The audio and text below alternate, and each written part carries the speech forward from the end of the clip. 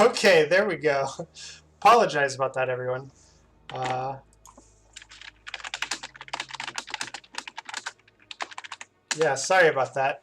The stream got started up really quickly, and I was kind of rushing to get everything done, and I forgot to unmute and all of that. But anyway, we were just talking about infernal shrines and the strengths of what you're looking for here. Basically, wave clear, kind of split push. Uh, And so we see the Malthael band first. He's a strong hero, especially once you kind of get into bunched up, chaotic uh, groups in the shrine, and it's followed by the Genji band, which I kind of like that. Whenever you see both the Uther and the Genji come to you, I kind of like banning either one, because what you're going to do if you let both through is the other team's just going to first pick the Uther. Then you either give them Genji Uther, which is a fantastic combination, or you're going Genji into the Uther, which you never want to do. Yeah, by choosing Genji as the second ban, you guarantee having at least one of the top tier healers, which looks like Ariel is going to be picked up by a red team. Mm-hmm. So they're kind of going priority on the sustain fight within the shrine area. I do really like that. Uh, Theoretically, they'll have a lot of really nice hope targets still left, so they haven't really kind of pinholed themselves too much, because on this map Gul'dan works really great. If you don't get the Gul'dan, you can always go like the Volatas on the swing, which is really fantastic with the synergized wave clear plus the Trinity on your side, who can then push a lane really hard if you decide to just forego that first shrine and kind of push the opposing side. So it'll be interesting to see what the side of Pheonix ends up going here.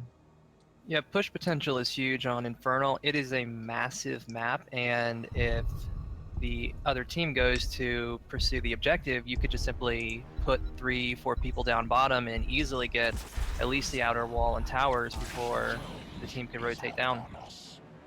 Yeah, so this is interesting. They go to the Dahaka, which I really like.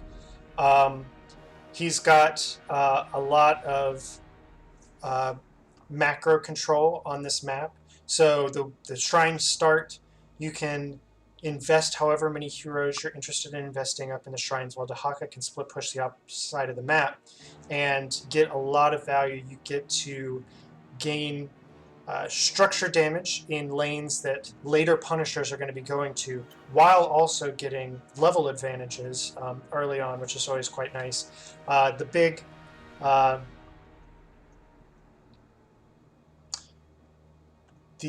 big caveat on with that, though, is timing when the Dahaka goes in. And they've paired it with the KT, so they want a lot of zone control and kind of AoE damage for within the shrines, which is also quite nice. Here's we'll get a lot of value in clearing shrines. So Vala is going to be the Hope Battery. Joe is another good pick for, actually, she's one of the best tanks at clear, between pulling all of the minions toward herself and then punishing them. You can actually clear not only a lane, but clear the shrine minions pretty effectively.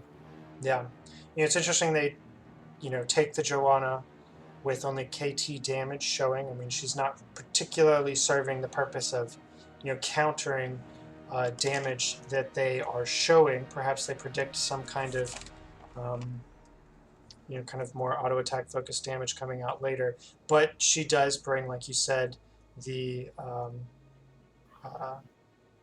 added wave clear, which is really nice. I mean, when you look here, you've got a Vala who could go into the W build, the Joanna that has the wave clear built into her kit baseline now, and the Ariel who also is fantastic at wave clear. So they're really kind of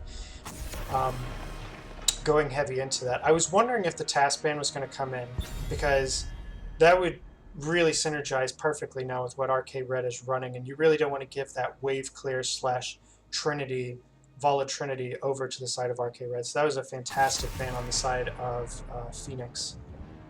Very surprised to not see Uther actually banned out. We've had all of our bans and first two rotations and no Uther being picked up. Yeah, that is a very good point. The Uther making it this deep in the draft is, quite shocking. And I'm wondering if it's because each of these teams kind of have particular compositions they're interested in going into. You know, I would, despite the fact that RK Red has an Ariel right now, I would, as Pheonix, want to kind of lock in the Uther now, were I intending on taking it, because otherwise you give the Uther Ariel Vala to the other side as well. Um, but, you know, it's shocking because Uther is, you know, undoubtedly the strongest healer right now in the meta if you don't count Stukov and where he's going to land, which is kind of unknown. But they Well, Red actually may go also have Rhaegar. been pretty terrified of having their actual Hope battery getting webbed for the duration of that team fight. You know, with Vala being put in the cocoon, there's really no hope coming into Ariel, and that's going to make it a very difficult fight for them to win. Mm-hmm. Yeah, no, and I definitely approve of the Anubarak ban as compared to, say, the Uther ban, because the thing is, if they did take, say, solo healer Uther, then they're dealing with what is more of a kind of single target burst mitigation healer, while right now what they're showing is a lot of kind of AoE damage that's really sustain oriented with the Vala and the Ariel. So trying to take an Uther into that, unless you're going a like heavy dive burst composition, would be really difficult, because an Uther is going to want to finish the fight right away if he doesn't have kind of secondary supports backing him up. Looking at Phoenix's current composition, I mean, it looks like they're really heavily investing into the dive potential with Diablo, Rhaegar, and Dahaka all being able to go heavy. I wonder if they will pick up Greymane, or if Joanna was enough to dissuade them from investing in that physical damage. Yeah, and it could be. Now, this is an interesting 4-5 on the side of RK Red. I actually really like it. Sonya has a fantastic shrine control. Zarya provides extra added frontline while providing shields to the Vala so that the Vala doesn't have to stand out there vulnerable. One of the weaknesses of Vala, she's a fantastic support, one of the best hyper carries in the game, but she is squishy. And so if she does get caught out, you know, you're in a world of hurt. And when most of these compositions really rely on the Vala damage to be coming out, staying sustained, she has to be up on the front line of the enemy team to be dishing out the damage. By providing the Zarya now, they're giving that burst protection that the Vala is going to need. Not to mention the zoning control that Zarya brings with Expulsion Zone. It's very easy to catch people out and secure a kill. Pheonix will take Tychus, okay. So Joanna actually is really quite nice to have now that the Tychus has come out. Joanna does a lot of good things into the Tychus. And she's going to be fantastic for her Iron Skin into all of the CC we see on the side of Pheonix.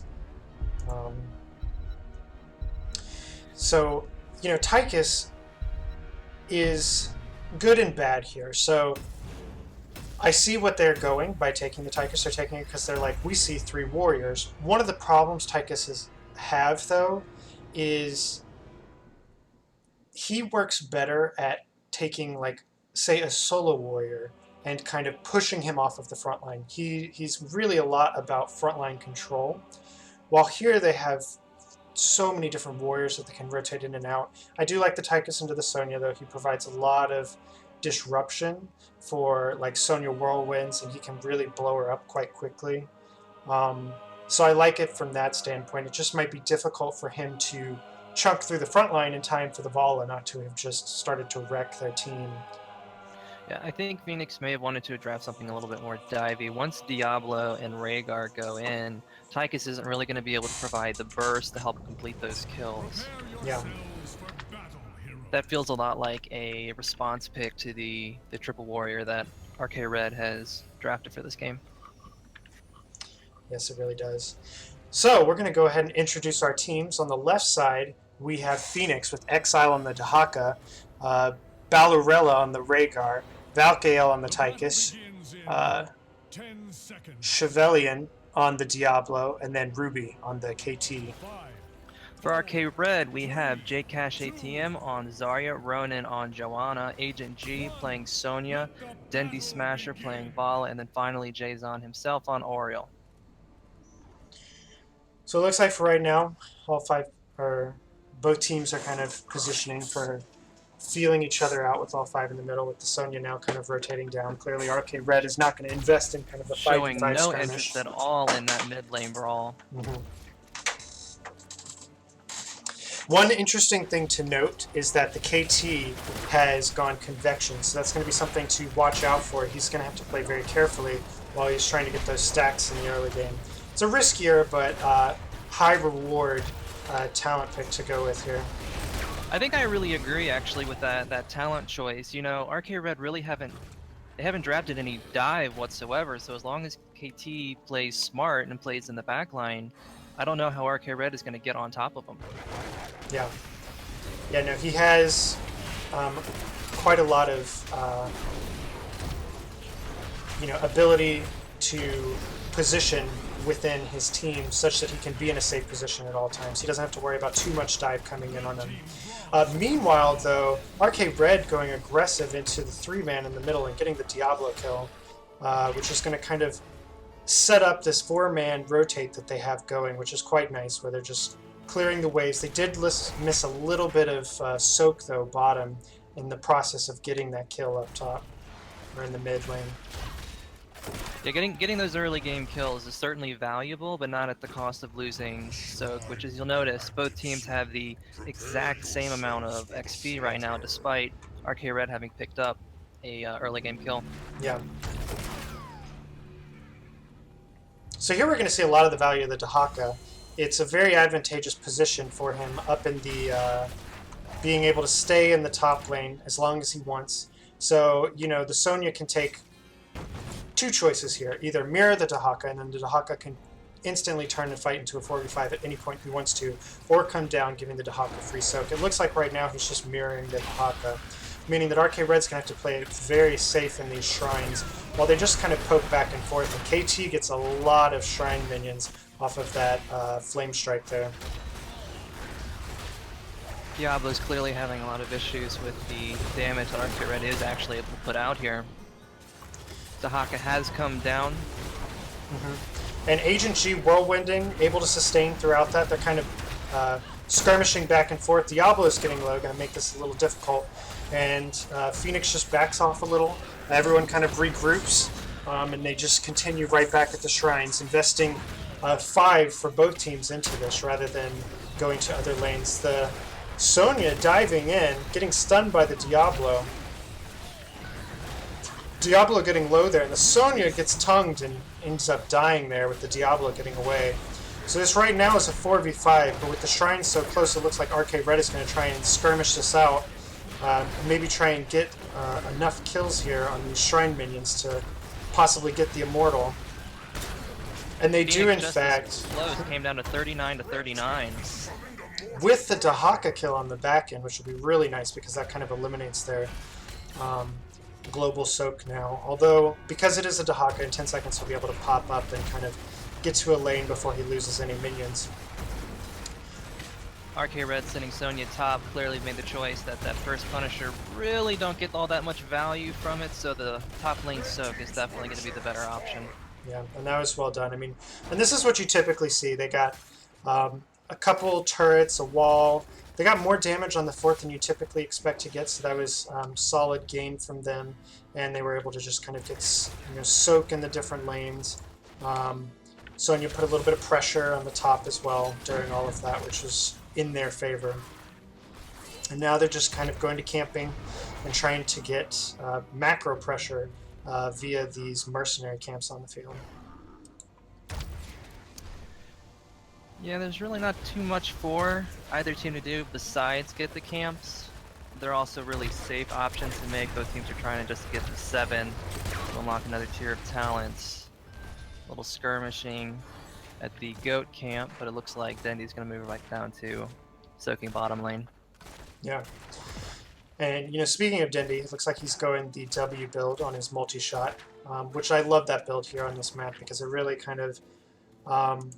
having a burst AoE damage like that really allows you to lock in a lot of those Shrine Minion kills. And everyone always ends up so tightly bunched up in there that you really are able to get a lot of value in terms of hero damage on the opposing team. And it really synergizes with the Ariel also, because you get so much spread hero damage on the other team that it instantly will fill the Hope Reservoir for the Ariel as well. So I really like the talent choices there from the Vala. Ruby, it does have 10 stacks so far on KT. It's a good number to be at going into another Punisher fight. He keeps playing safe. He may have that quest completed before 7 minutes. So it looks like the Punisher's going to be on the top. And they are just going to pop this Khazar camp. And it looks like kind of hang out here at the bottom for now. We'll see what the rotation plans are for both teams. It looks like RK Red is going to go ahead, try and rotate up, get an early advantage on the Shrine. Meanwhile, Pheonix is just going to clear that camp up and come in on the back end. It's a bit unfortunate for it to spawn top there with the Haka already up there. He kind of has to hike it down to either mid or bottom lane in order to get value from his global presence. True. Now, I like what RK Red is doing here. They're just kind of slowing, disrupting this rotation. However, the Dahaka comes in, making this a 4v5 with the Sonya up in the Shrine. So this is a skirmish that they really don't want now at this point, and they aren't able to disengage without the Ariel going down, which is going to make getting the Shrine very difficult until the Ariel gets back. Fortunately, though, they have a 21 minion lead in the Shrine race, which will really help them out, as they're now going to have to kind of skirmish back and forth here in the top lane until they get their hero. Also, this is still very early in the game. Res timers aren't that punishing, and Jason's already up and on his way back. Right, and they're going to be at around even Shrine minions by the time Jason gets back, so this will be a relatively even fight with 10 right around the corner, so any mishaps can turn into a Punisher with level 10 push. So this is kind of an important key moment in the game and how these two teams are going to play this. RK Red is showing a very good show of zoning out Pheonix right now. The Haka is moving down to the middle lane. I assume his Z is up and he is trying to get them to 10 as fast as possible and then Z up for the engage. Yeah, this is smart. Now they've got 10. Now they want to engage immediately. This is already actually too late for the engage. And in fact, they lose the Punisher. They had a very narrow window. And once they got 10, the Dahaka needed to burrow up. The Diablo needed to dive in. Apox needed to go down. They needed to really kind of take some kills. Sonya with the dive in over the wall, aggressive, but getting the kill on the Rhaegar, which was quite nice. And RK Red is going full aggression on this, and the KT goes down. If you could check whether or not he had his stacks, that'll be huge. And they are just kind of zoning them out, assuring that they get this forward up here on the top. Zahaka went bottom to try to get some value. I don't think that Pheonix was expecting such a hard engage from RK Red on that Punisher push. Oh, and that's going to hurt. It looks like the KT got reset on his convection stack, so he's going to have to start all over. And when it's that late, it's really quite painful because now he has quite a ways to come back from to try and get those stacks. And when you go with a level 1 quest talent, you always want to get value. It hurts when you're not getting value from something that you build up for so long throughout the game and has so much potential to have such a long duration of impact on the game. You know, Kyle, I'm a little surprised to see that Leap was taken on Sonya for RK Red. I would have imagined that Wrath might have been the choice that he had taken, considering the brawling potential of this map and the fact that they spend so much time in the shrines. Leap is a very engaging, very divey talent to take versus the composition that Pheonix put together. Yeah, no, I agree. Because it's exactly like you said, when you're running like kind of a Vala Ariel style, you know, just keep in there, keep damaging at them. You know, Leap is not the first thing you think of. Leap is what you think of when it's like, we're going to dive in, we're going to go hard. It certainly got them value there, and might be a comfort pick of the Sonya player here. But, and you know, you have to give it to them that the Leap blocked in that Rhaegar kill, which really kind of set up that entire engage there. But that was a brilliant expulsion shot. The Tychus popped his ultimate. They were coming in for a very hard engage. The Zarya sensed it, popped out the expulsion zone, and just completely disrupted that entire engagement that was planned on the side of Pheonix, which now puts Tychus's ult kind of on a wasted cooldown, and is going to put them at a disadvantage in what is now going to be the 5v5 fight that's going to be taken. However, Pheonix already has 22 down. RK Red is going to have to really great engage. The Ancestral goes down on the KT, saves him in the end. The Tongue goes down on the Ariel, and so Ariel goes down. They're without a healer. They're going to want to disengage from this, except for KT comes so close to dying, doesn't quite. Sonya is just whirlwinding for her life in there. Is able to survive, and both the Dahaka, Rhaegar go down, the Diablo goes down. Did the Diablo go down earlier, or did he just go down and reset his souls? He rested that on souls. Yeah, so see, that kind of hurts, actually, especially this early in the game, because personally, as a Diablo player, I would rather have those souls at that moment than have lost them. Now, granted, his talent build is not dependent on... Now, the Tychus tried to come in, and RK Red did an excellent job there of punishing him for trying to kind of poke into the shrine area. Turned on him and just deleted him. Yeah, I'm not too sure what Pheonix needs to do here. They are still same talent tier, but these brawling engages just haven't really been going their way. The zoning potential between the Zarya, the Joe, and the Sonya have just been too much for them to deal with. Diablo's been having a hell of a time trying to get to their Vala. You see Dahaka here just kind of desperately trying to soak. Now, they're at same talent here. I almost, in situations like this... Oh, and the Diablo goes down so quickly. That's going to be painful. But, you know, they need to be careful. This is going to be a keep, especially without the Dahaka coming in to assist with this. We're now talking about a 5v3. The Punisher does go down, but it's an Arcane Punisher. Oh, and the dive lands the KT, resets the Convection. Tychus is trying to get out.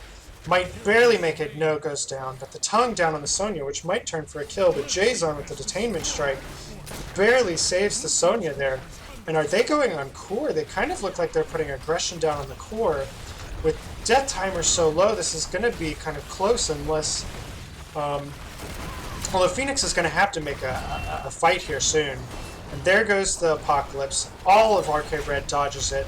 They go in, they take the turn. Rhaegar goes down, and damage back on the core. They're just focusing the core, and I don't think there's anything that Pheonix can do to stop this. And GG RK Red with a very well played kind of sustained brawl zone control composition that they ran there. That was a fantastic game played by RK Red. I honestly, between the Falling Sword and the Leap, I never expected the dive potential of that composition to really go in onto the KT, but I mean, the results are clear. And when you look at these stats here, and look at the amount of damage that the Vala was able to put out with them empowering her so much within this composition. I mean, she had 43k hero damage compared to the highest on the opposing side, Tychus, with only 18k damage. I mean, they just had so much kind of brawling in their face that they just weren't able to keep up with, while the Vala was so free to just go to town. Yeah, the Kael'thas was really horribly punished for having that death early on before completing his quest, and he never really was able to get that those stacks back up even above 15. Yeah, and that really hurt them, especially with him getting so close there and losing it to that top Punisher push from RK Red. That was really kind of the moment where they shined and took control over that map. Because, I mean, it all started with that Sonya leap over the wall to kill the Rhaegar, empowering them to kind of push through. And Pheonix thought they were going to be able to hold it, and that was actually, quite a costly mistake, because with the Punisher tanking all of the tower shots from the fort, RK Red just pushed through as if a fort wasn't even there, took a 5v4 to the face of Pheonix, and was able to get more kills on the back end and get that KT kill, which was quite impactful, as we were talking about, and kind of take control of the map from there on out. The other statistic that sticks out to me is the Dahaka XP contribution. We were talking earlier about the global pressure of Dahaka and being able to split soak lane and then be in that fight as soon as possible. RK Red never really given him the opportunity to have him soak during the objective phases. I mean, as soon as the objective would come up, RK Red is in there, leaping, falling sword onto the team, and Dahaka just really not getting any time alone, having to come down as fast as possible. Yeah. Well, here, let me get you into this game.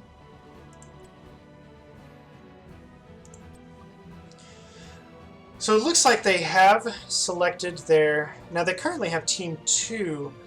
Was that not the pick of Pheonix for the last map? Oh, there we go. Okay. So, RK Red is elected to take us to Battlefield of Eternity. I love this map. We were talking about this earlier, actually. There's just so many fun compositions that you run into on this map that you don't see anywhere else, because the macro pressure is not that big of a component of this game. There's 2 lanes. The push into a lane is always very adjacent to wherever you're skirmishing and whatnot, and so you can really kind of take unique compositions. We saw that 4 healer in a Diablo composition that was a lot of fun, but you can take tracer compositions work really well here, and you also see kind of interesting strategies where you do like a 4-man defend and a global split soak to try and get level leads throughout, and then global split soaks also bring in the added advantage of you being able to just kind of dive in whenever a fight is advantageous, or if they're coming in on your Immortal, you have the home field advantage, as it were, with all the surrounding stuns from the Immortal that you can work with. That's always a decision that a lot of teams have to make going into draft is, are we going to be an attacking team? Are we going to be a defending team? Are we just going to poke it? Are we going to try to out-sustain our opponents? And it really is a bit of rock, paper, scissors in, being able to figure out what kind of composition your opponent is trying to draft and then picking accordingly. Yeah. Yeah, so, and that's one of the things I love about this one too, is kind of the chess match of the draft. I mean, you see very different drafts on this map than typical in terms of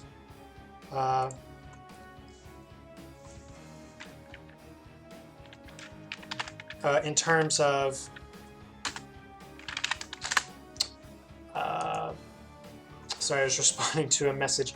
You see very different drafts in terms of what people target.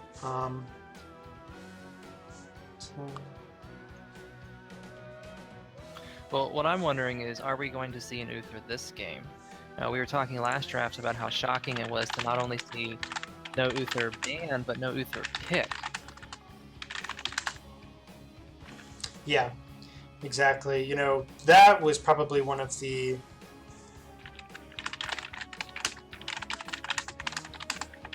Yeah, that was one of the most shocking things about that entire draft. We're talking about one of the most highly prioritized heroes, not just healers, but just... or healers, but like one of the most... it looks like we are ready to go, but the most prioritized hero, all together. So it was quite surprising that he went without getting picked by either team. Battlefield of Eternity.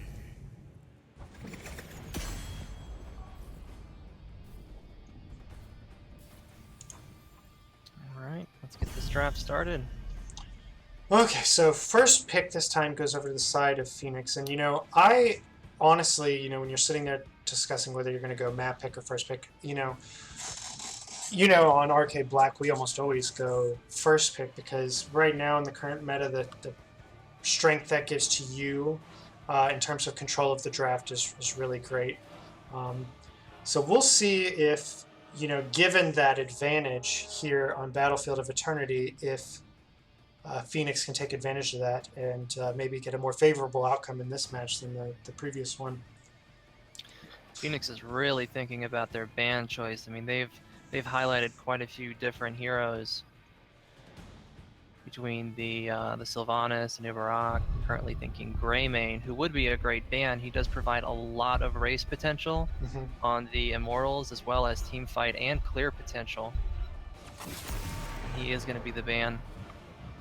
Yeah, so that makes you wonder if they're just going to go the follow ban, just make sure no one has kind of the, kind of typical, race heroes that they see. Um, but there's a lot of different options that they could go here. The question is, if RK Red doesn't ban Vala, is that going to be a Vala first pick? Mm-hmm.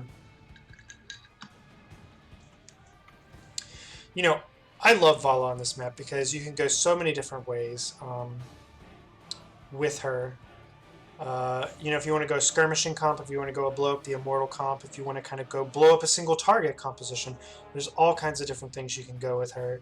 And she works so flexibly on this map in ways that she doesn't really work on other maps, save for like maybe Haunted Mines. They go with the Malthael ban, which is actually really strong here. His percent damage poke that he has is really powerful on the immortal. And there is the Vala first pick that we were talking about. So RK Red now is thinking about how can we stop them from empowering the Vala. They want to either pick up or ban heroes like Tassadar, heroes like Zarya, and Ariel before Pheonix can manage to pick those heroes up. A lot of teams, when drafting really well, can get the Tassadar banned and picked up Zarya, and without any kind of shields provided, Valas will go down pretty quickly in team fights. Yeah.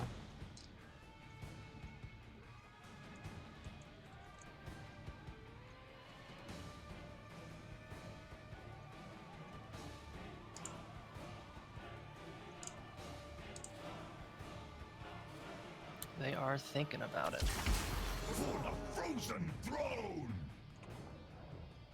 Both good picks. Li Ming does provide some of the best poke damage in the game, not to mention blow up. Anubarak is, of course, a top tier tank at the moment. His web is always valuable no matter what the team composition. Yeah. I really like what they're doing here too. You can tell what their approach is going to be right off the bat. We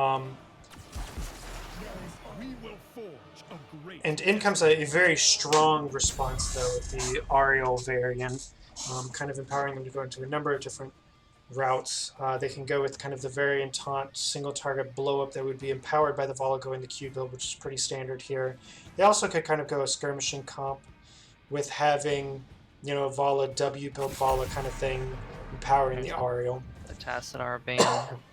It's just a smart ban. Another thing that's nice about taking the Ming and Anubarak is that RK Red has shown nothing of their hand. I mean, these are both pretty typical heroes to take on this map, and Pheonix is going to be stuck over there guessing, what on earth do we ban? Yeah. Well, it's also nice because it's interesting how it's kind of turned out, but the Anubarak has turned into such the Ming has kind of turned into a counter to the Anubarak, unlike what it used to be, because Anubarak's Cocoon is one of the most impactful ults in the game, and when you have a short cooldown ult that you can use to instantly, just deny that ult, it's quite powerful to take that against it. But they've drafted it so that it doesn't even give the opportunity to the opposing team to take that counter into them. Looks like Pheonix has chosen to ban the Malfurion. Not what I would have expected. He's been hurt a bit from his nerfs. He's not quite the support god that he used to be. On Battlefield of Eternity, Rhaegar gets a lot more value in race potential, which RK Red will take. Not to mention that Uther is a higher tier support anyways. Well, and I suspect we're about to see yet another match without Uther being picked or banned, which Looking is like that. Quite surprising to me. But yeah, the Malfurion ban is curious to me, with the Rhaegar having such a good or a strong impact on this map, and then the Uther being so big in the meta. I wonder if they were worried. Pheonix is trying to ban out the scouting drone, really. Oh, that is an interesting thought. I was thinking maybe the Stitches composition. Maybe they were worried like Stitches Malfurion KT would be on the back end kind of thing. But that's also another good point. Sonya again. Clearly they got value out of that choice last game. They said, yes sir, I would like some more.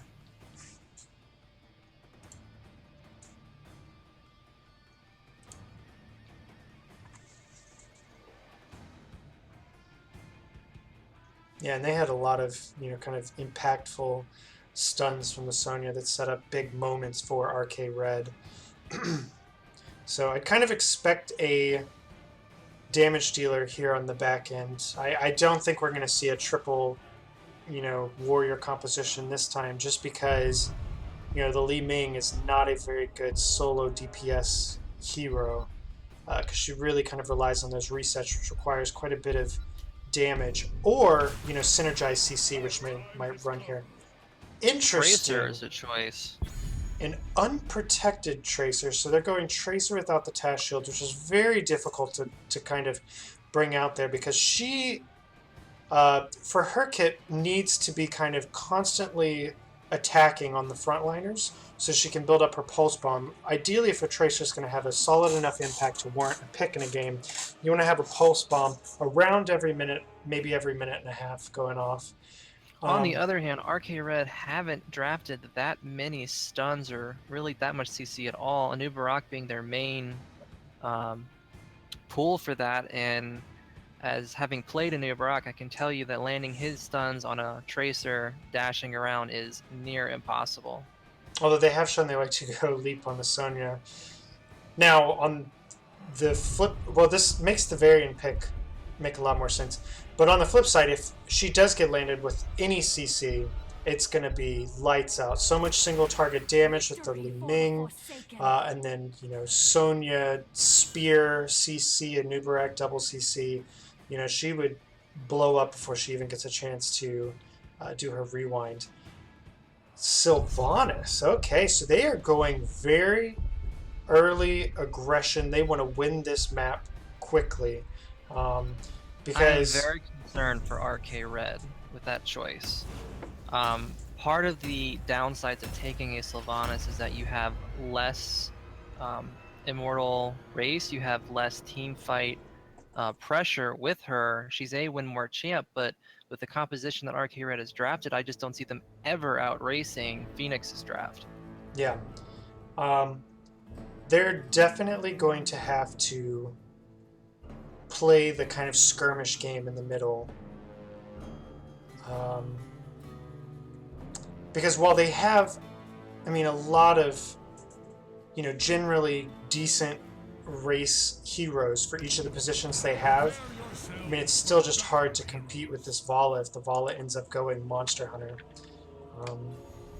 But now that we are in the game, let's go ahead and introduce our teams. On the left side, we have Pheonix with the Valkyrie on the Varian, Chevalier on the Vala, Exile on the Exile's hidden, I have no idea. Tracer, Ruby on the Artanis, and Valorella on the Ariel. And on RK Red, we have Agent G on Sonya, J-Cash ATM on Ming, Dindy Smasher on Sylvanas, Ronin on Anub Arak, and Jason on Rhaegar. So right off the bat, we see Silk Cheese up top. Pheonix is not going to be ready for this because they've got 4-man down bottom, and they're not going to outpush this. The Anubarak is posting down below to see if they come. Make sure that they do this safely. That was very well done. Smart play. RK Red clearly isn't greedy, taking one tower and then saying, all right, we're done. I like that play. It's like they're going to be very conservative in what they're doing, but they're going to get what advantage they can, and I think that's very smart play. They're descending, though, down on the Varian, and this is going to be very difficult for him to get out, and it looks like he is actually going to die, which is pretty painful, losing a solo laner. Now with a 4-man Sylv composition down on the bottom lane, just going to town on the towers without anyone to either defend against this nor get soaked from the lane, with now the 3-man rotating in to kind of stop this. But they got 2 towers and a wall right off the bat. 1 whole level lead up already, and they are really kind of taking advantage of this early Sylv aggression. Yeah, absolutely. That's how you're going to have to run with a Sylvanas comp. You have to get that value early as her pressure drops off over time. Oh, and a beautiful gank there on the Ariel. They were just waiting in the bushes, and they, with perfect synergy, were ready to kind of pounce on that. I'd be really scared about letting this much happen early game if I were Pheonix against, you know, a Sylvanas comp. Because all it takes is Sylvanas to get one immortal, and that can go all the way to keep, possibly game, if, you know, not approached too quickly. And right now they're winning the race. Especially with the outer towers and walls out already. Mm-hmm. It looks like we're going to have a, you know, a full-on 5-5 race, currently being won by RK Red, who ends up taking it. So this will be a really important test for Pheonix, is how they end up dealing with this Immortal, because they cannot let it get too much value, because they do not want this game to get out of hand too early. Yeah, Pheonix is in a really bad position. This is exactly what RK Red wanted. They wanted that early Immortal. They want to get that Syl value, push it in, and take as much siege as they can. Mm-hmm. So, you know, on the plus side, they have the Vala, which really empowers kind of skirmishing here around the Immortal. They've taken a lot of damage, and RK Red's able to move in here with the Vala down pretty low, but the Ariel is able to bring her right back up to full. Immortal nearly still at full health. Yeah, and it looks like... Oh, in the meanwhile, massive is the fact that the solo laner goes down to the Sonya, requiring the Tracer to go down to attempt to keep up level lead, leaving 3-man at low health to defend against the Sylph push, which is pushing in on keep. Possibly could have, and there that goes, level 7 talents into level 4 talents. This is looking pretty scary, and they're going to want to try and stop the bleeding as soon as possible. The Immortal is almost down, and RK Red backs off. So that's what we were talking about. That was so much value for that first Immortal that they need to be careful about this not domino into, you know, the next Immortal, which will be a 10 flip for RK Red. Yeah, RK Red has to be happy with how this game is going so far. They're full 2 levels up. They have full control over the map. They can get the camps when they are ready. The Monster Hunter talents actually being taken on Vala do weaken her in team fights to a degree. Pheonix really just needs to hold on long enough for them to be able to put down the damage on Immortals and to simply outrace RK Red. Mm-hmm. And, you know, Exile's been kind of having a hard time getting, you know, close enough to get these auto attacks in, as I was talking about earlier, but he does catch the Sylvanas out. And they might end up locking this kill, and do in fact lock that kill, which is, you know, quite big value. Yeah, Tracer's a fantastic hero for doing that. It's really impossible to get away from her. With just a little bit of support, a little bit of CC, she can tear apart backliners. Yes. Oh, in the meantime, I'm sorry, I was looking at talents during that, but we see Artanis go down here, get caught out again. I was thrown off by the Tracer talent. She's gone untouchable, which is a very, you know, kind of bold talent to take. You rarely see it because it, you know, requires a lot of confidence in your ability to gain kills while not dying yourself, and especially going in as a non-task protected Tracer. This is a very kind of confident stance on the side of Exile here. Fortunately for RK Red, I think they were really hoping to have 10 before this fight came around. However, being first one to the Immortal, they clearly were able to get that to halftime long before Pheonix was able to prepare for this fight. So this is a very important moment. Pheonix cannot let this Immortal go over, because RK Red very well could get 10 on this push, have a level 10 advantage for quite some time, which would be devastating.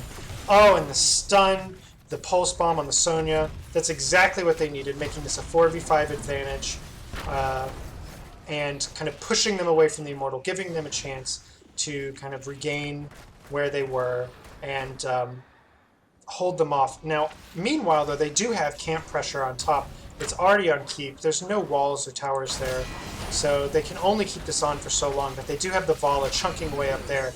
But by leaving, you know, the unprotected Immortal, they end up losing heroes and losing the Immortal race. Now, this is going to be very dangerous. Pheonix was just in such a difficult position. There is a huge wave pushing on bottom. They had a camp pushing on top. Their Immortal was already extremely low with really just, you know, a fifth of its health bar left. There's just really no great choice to make in that situation.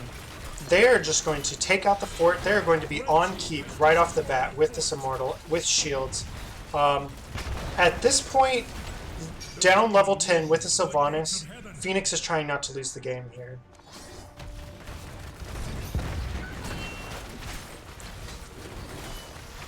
So they are getting a lot of damage down.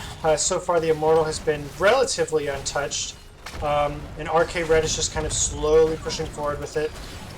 In pops the Tracer just to get a little bit of melee. I attempted swap. The fort already down with a full Immortal, so at this point, you know, things are looking quite dire. Stunned down on the Artanis. Sylvanas gets low, but the Ancestral goes down on them. Sonya in the middle of the team ends up getting blown up. That's big. That gives them a lot of opportunity to take a breath and regroup as RK Red now pulls out from this this engagement. Yeah, RK Red did lose Sonya in that fight, but barring that, I mean, they performed beautifully there. They let the Immortal do the tanking, let the Immortal get his stuns in, and then took advantage of Artanis, who I saw in that fight, who otherwise would have been fine, but completely blown up after being stunned by the Immortal. And Pheonix takes their camp now. This is kind of a win for RK Red. I can understand why Pheonix took the camp. They don't want it to be stolen from the other team, who's currently got kind of an advantage in terms of being up 2 levels on them. But it's a win for RK Red because they don't have to worry about fighting off that camp during the Immortal phase, which gives them room to do what they want to in terms of just skirmishing within the Immortal area. Okay, so that's the Tracer there in the cocoon that's gone down, and let's see if they land this. This could be, quite devastating for the Tracer, but she does in fact get out. That was a fantastic move of the Oriole. RK Red was completely prepared to try to CC chain the Tracer upon leaving the cocoon, but a quick harass onto the cocoon allowed it to pop much earlier than they were expecting and threw them off. So RK Red was pushing in for an aggressive attempt on the keep. However, Pheonix was having nothing to do with it and came in from the back end to try and flank RK Red as they tried to push in and really punish them for their attempt at trying to take the keep there, giving... Pheonix needs to turn around right now and kill this camp. Yeah, and while they have 4 down, they also need to make sure that they do not give an Immortal over to RK Red, because what we're talking about with this Immortal is a slight sliver of a keep, and then it's going on. All Immortals from here on out are going to core. So they need to get on the Immortal, which they're doing now. They're racing quite quickly. With the Vala Q build, they're able to blow that up. Her current stacks are at 50, by the way, for everyone who's curious. I must find another way. RK Red does want to take a fight, but they really don't have to. They do have a lot of ultis that are down, whereas Pheonix is really only missing Purifier Beam. The Nubarak double stun down on the Vala, barely misses the Immortal stun there. The Oriole Aegis down on the Varian there in the middle. Artanis is getting quite low, but makes it out. The Nubarak ends up going down, but the Varian's quite low, but also makes it out. Sonya with the dive, though, ends up blowing up the... Stun. Oh, and 3 kills off of the back of that leap with the Artanis coming in from behind. I suppose trying to get the Immortal there, but dying for his efforts, giving RK Red an opportunity to come back and possibly take this Immortal. I'd be quite scared. There's so little left, but it's so much of a risk, though, for the Vala to attempt to take the Immortal when she's got 4 catapults coming on core, which she has to go back to defend. Giving RK Red another Punisher, which will be heading to core, as we were talking about earlier. So the question that I'm wondering is, does Pheonix mount up and ride out? I mean, do they fight under the Nexus, or do they try to get a gank on them as they're coming in and unprepared? And that's a very good question. With how much that Punisher is going to do, it's going to make it to the core. It's going to get hits on it. You almost want to take the team fight beforehand, like you said, kind of come around here from the back end and try and take them off guard, because you do have an advantage when it comes to the skirmishing, the team fighting, especially when you have a more advantageous engagement than the opposing team and can get to like the Sylvanas. But instead it looks like they're going to try and defend at the keep, which is already gone. And now they're going to do a core defense with the Immortal coming in. Oh, and the Nubarak and Stun's going down on the Ariel. She gets an Aegis down on herself, but the Artanis is getting quite low, makes it out. Ariel does end up going down, which is huge. They're down a healer for this defense, which is going to be bad. The Nubarak trying to get the Artanis down. And they do, in fact, get the Artanis. The Varian barely getting out. Does look like he's going to make it out, but does come back in, and it's too much damage on the core. And GG's to both teams, and looks like RK Red took this with a very early, aggressive Sylvanas push, kind of playing the composition perfectly. Yeah, they knew what they were drafting, they knew what their goal was, and they executed. Yeah.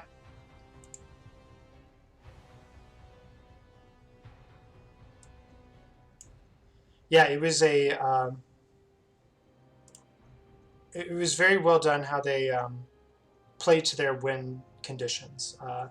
I think that's kind of one of the big, most important things. When you leave a draft, you need to know what your win condition is, you need to know what your strategy is, and you need to make sure everything you're doing in the game is to get you to that point. And that's what they did. They were very kind of aggressive in kind of setting up early damage on the fort structures to make sure that whenever they got immortals, it was going straight to forts.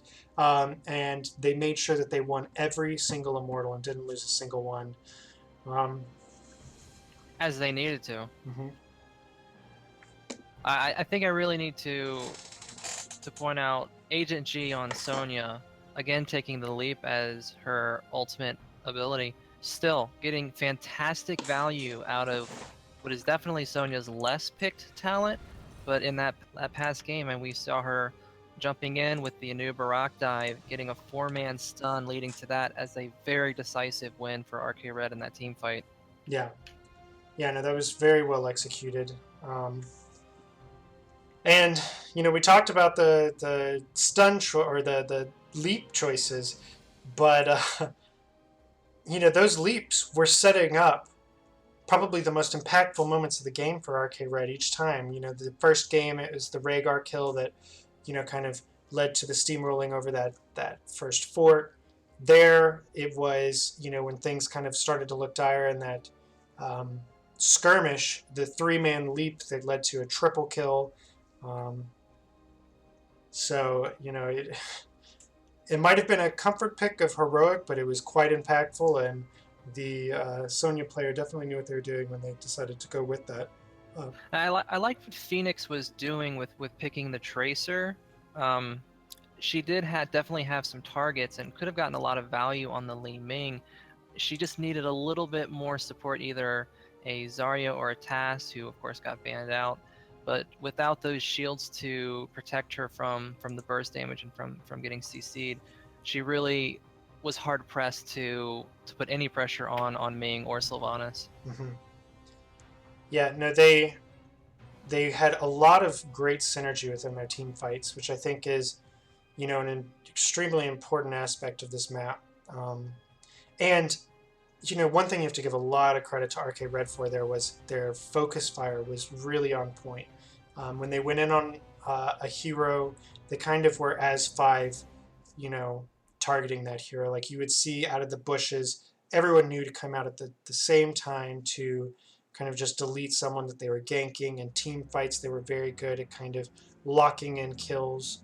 And that's something you always like to see when you're going back, looking at replay analysis, trying to assess how your team fighting is, because that's one of the most important parts of the team fight is how is the synergy of each player working in kind of communally getting kills. Yeah, the focus on RK Red was amazing. I mean, now they did draft a composition that really lends itself to that. I mean, if you have a Nubarak diving in, Rhaegar diving in, Ming throws her burst behind them, Sonya can ult in. They really did have it all in on this one person and just ruin their day sort of composition. Mm-hmm. Very true. Well, with that, we are going to call it quits. Thank you for coming in to watch the cast. It was some great games. And thank you to Crafty for joining up to co-cast this with me. Well, sure. So I actually, one of the reasons I was distracted was I was getting messages of a team that was interested in us casting later. So we might be casting here at 11:20, or not 11:20, 9:20 PST, 12:20 EST.